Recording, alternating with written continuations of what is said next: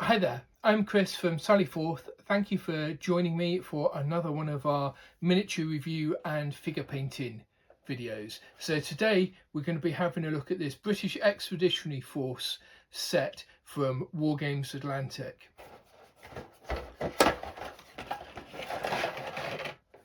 So in the box you get 5 sprues, and each sprue has got 6 miniatures. So in the video we will have a look at them in detail, have a look at exactly what the options are, what you can do with them.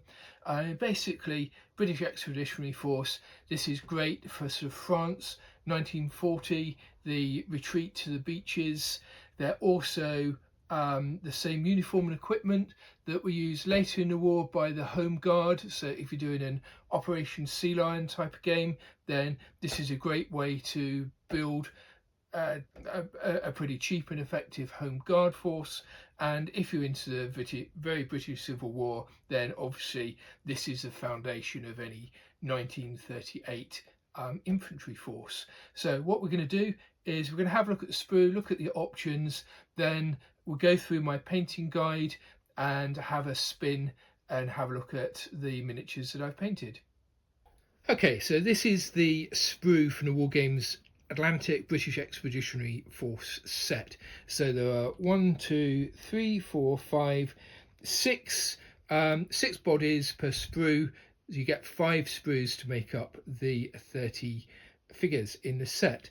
So I paid for this out of my own money, so I can give you an honest review of the good bits and the bad bits. So they make up lovely fit, and we'll deal with the bad bits first. Okay, there are lots of small fiddly parts. When I opened it up, I thought, why on earth have you done that?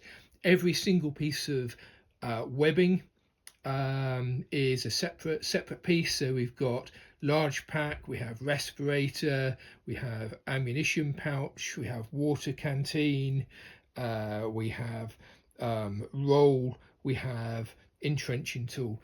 So it's a lot of fiddly bits to stick together, which means that the miniatures take longer, but I guess the balance of that is that you can get more variety if you want, and you can also get the look that you want. So what I've heard is that the large pack was very unpopular once troops have been in combat, because it gave them a very distinctive profile. So veteran troops would ditch those and have the possessions that they wanted in combat wrapped up in this roll here. So I guess not having them cast onto the body gives you the options to do that.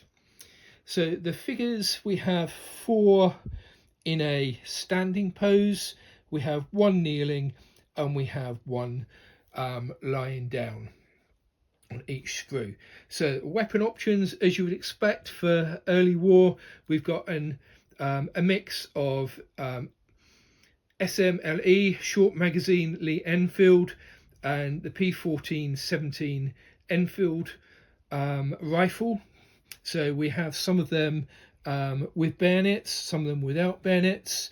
We have the very important light machine gun, the Bren gun. That comes in 2 options.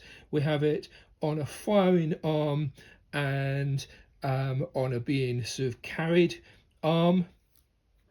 We have the Lewis gun, so that is just available in a sort of kind of being carried, but that's okay. And we have some of the special bits of webbing for carrying the Lewis gun ammunition as well. So they have really sort of thought of all the details. We have a Thompson submachine gun, and we also have the option for sort of lying down figures to be equipped with the light mortar. So a lot of variety. Let's look at how I've painted them and how they've come out. So although I was a bit put off by the fact that all of the webbing had to be separately glued in place, overall I'm very pleased with how they've gone together and the results that you can get from this kit.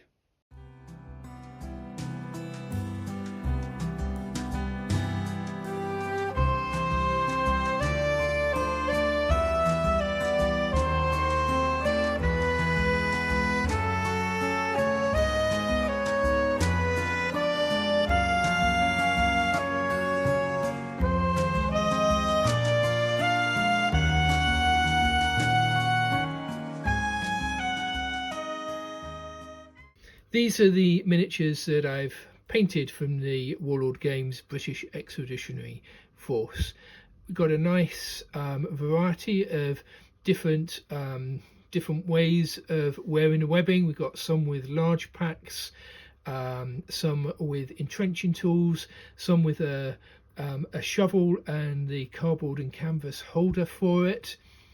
Mounted them all on bases, using a mixture of soil from the garden and woodland scenic fine turf with some gamers grass yellow flower tufts to tie them all together. I hope you've enjoyed this video and that you found it useful. Please hit the like button and subscribe to find out what we're doing next. Thank you.